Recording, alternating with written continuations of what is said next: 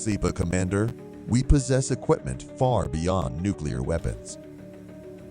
Welcome to this hour's top report. Stay with us until the end of the program, and don't forget to like the video and subscribe to the channel for more updates.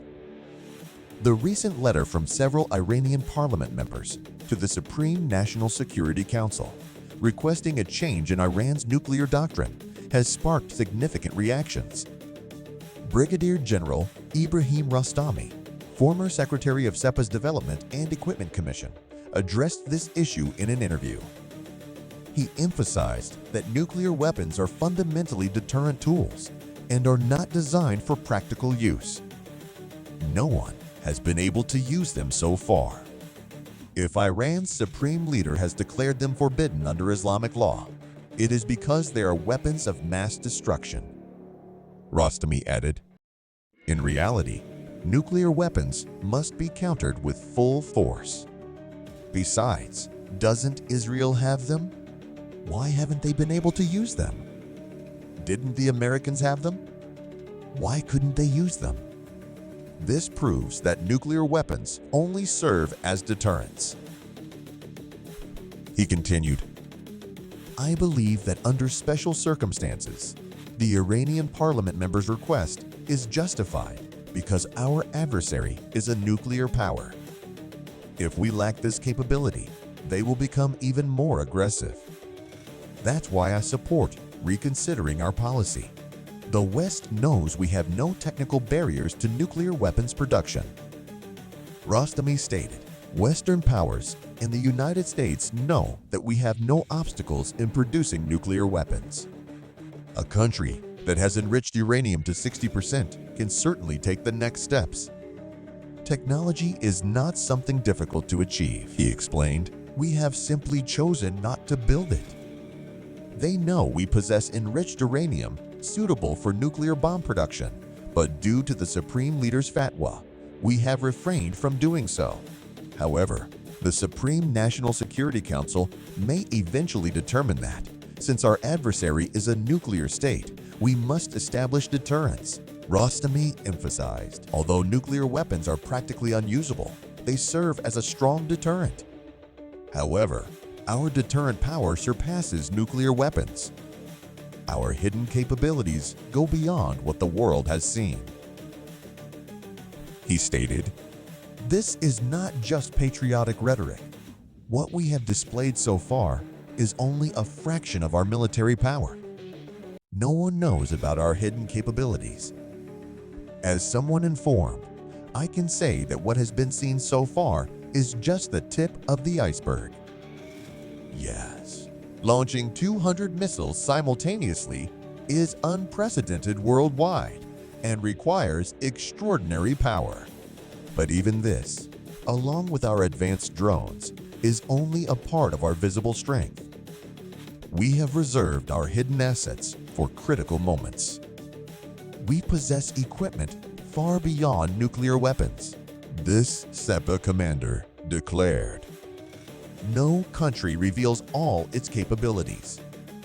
We possess equipment far superior to nuclear weapons." He supported the Iranian parliament member's request for a change in nuclear doctrine, saying, "This information is top secret and highly classified. Not everyone is aware of these matters, and much of it cannot be disclosed until the right time. If a direct war occurs or the U.S. intervenes directly, they will realize what they are facing." A coded message to the U.S. Rostami stated, "I will only give a hint. When Trump tried to reduce Iran's oil exports to zero, several tactical operations took place. I won't say who carried them out, but 5 oil tankers were attacked in the port of Fujairah. What happened? If it had been at sea, it could have been hit by a torpedo, gunboats, or drones. But this occurred in Fujairah, one of the most secure ports. These 5 tankers were struck, and no one even knows where the attack came from. Additionally, 2 Japanese oil tankers were attacked in the Gulf of Oman, exactly when the Japanese Prime Minister, Trump's envoy, was visiting Iran, Iran's response to an Israeli attack on nuclear facilities. Rostami emphasized, "Our nuclear facilities are located in places that cannot be destroyed by a single bombing.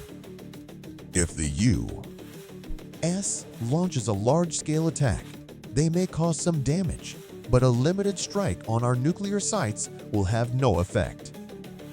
However, they are far more vulnerable than we are. That's why they are cautious about engaging in such actions, because our intelligence database is complete. Our fingers are on the trigger, and we will not hesitate.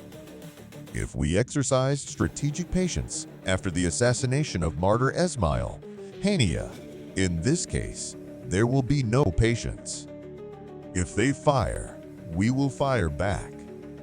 Even if their aircraft is merely detected in our airspace, it will be taken down. Our response in True Promises operations is clear. There is no statute of limitations on our retaliation. If they target our nuclear facilities, they must know that their nuclear sites will be at risk. We have conducted drills and exercises for this exact scenario. An attack on Iran's oil infrastructure will cause global crisis. If they attack our oil facilities, the world will face a crisis.